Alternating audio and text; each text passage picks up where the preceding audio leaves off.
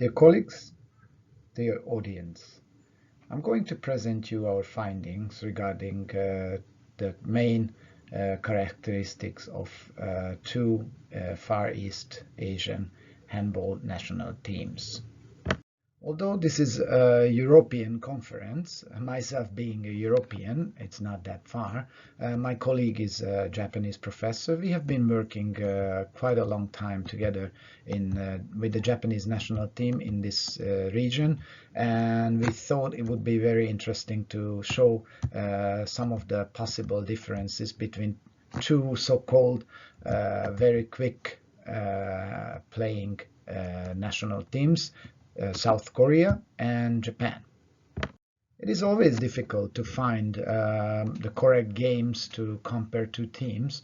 Well, we chose the last two World Championships where both Japan and South Korea competed. It is hard to say whether the competition is relevant or not. We were also in dilemma, but we have decided, since both are competing or were competing and both were with the national team, we accept it as it was, and it's an official result. So we chose Germany and Denmark organized 2019 and 2021 Egyptian World Championship. Well, there are many researches regarding the performance of a team. Obviously, they're trying to find those indicators which can help us to figure out why a team is winning or losing. This time, we were not trying to find such indicators. Rather, we were trying to find how you can describe a difference, what would make it up as a style, a strategy, or how can you see the difference with a European eye between two very quick teams? So as both me and my colleague, we are very experienced in the field, coaching and analyzing on national level also. Therefore, we came up with 4 hypotheses based on our previous experience. One hypothesis, that the Japanese team tries to create a situation in the finishing phase of the attack with a faster flowing attack. So they finish the attack in a shorter time, organized attack, than the Korean team.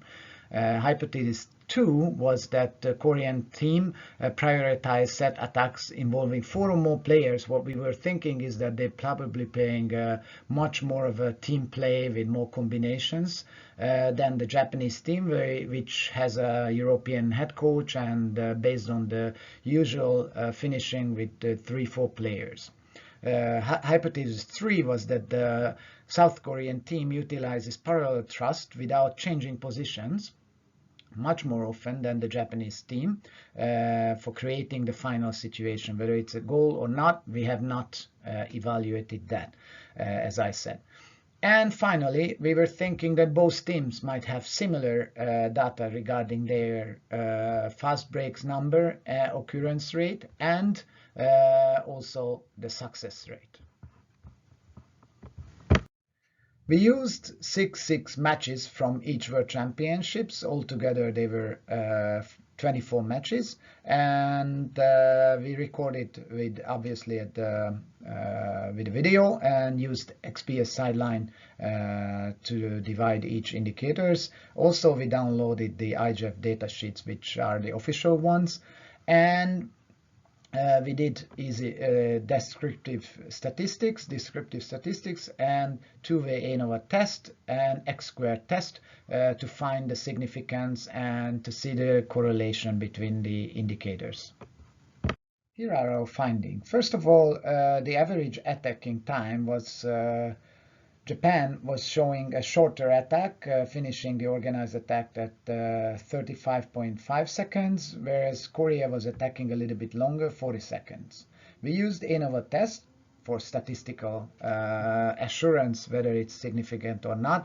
Obviously, for a coach on the bench, this can make a big difference, 5 or almost 5 seconds difference. On the second, with the second hypothesis, we were trying to figure out whether they are using more players in the finishing build-up the Japanese team and the Korean teams, you can see the numbers, they are almost equal. So we couldn't find a significant difference. Both teams were mainly using 3 or 4 players to create the finishing situation. Let me show you what it means in this case. So here we have 5 players who are involved in this phase of the attack, and they're actually getting the attention of the defenders. That was our main point. If they don't get the attention as the wing player doesn't, we don't count it. So that's why we count 5 players in this case.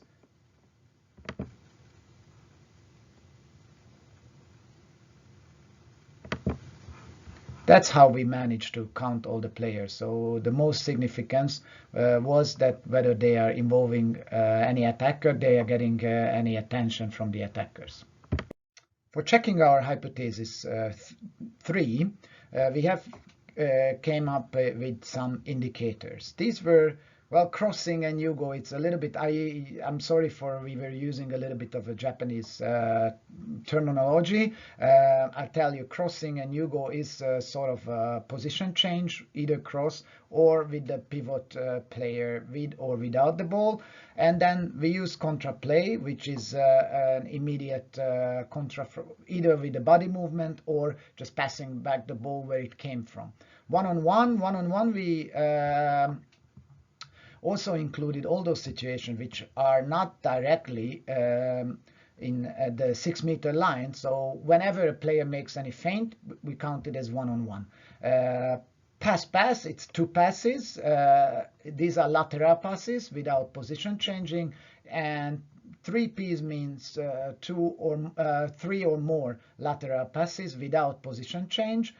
Dribble, when the player starts the play with a dribble, or they put it into the play like after a one-on-one situation, how many times they use dribbling during an attack. And then pass to the pivot. This is also a typical indicator.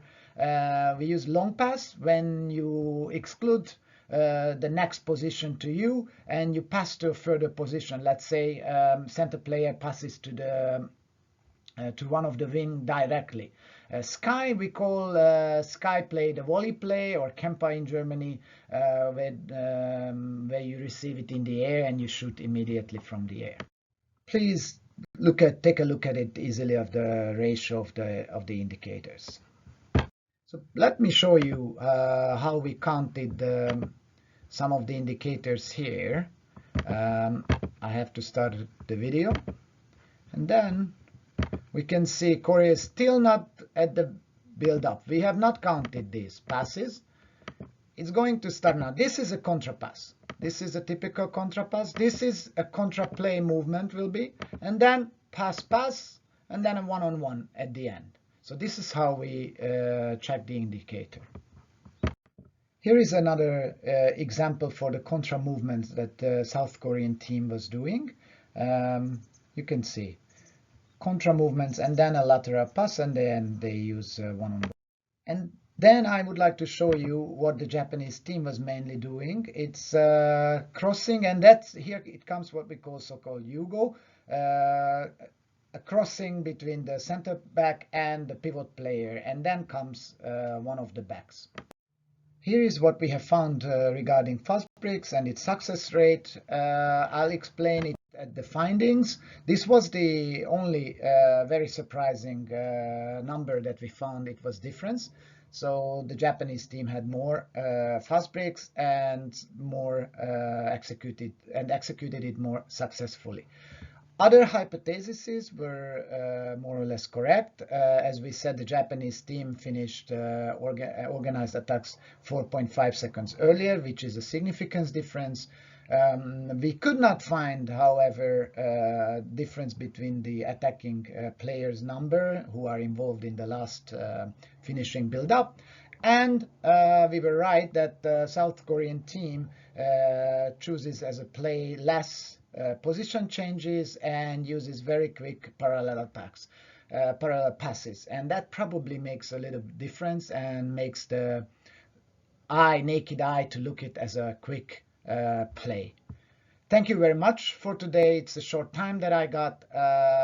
Thank you for your attention.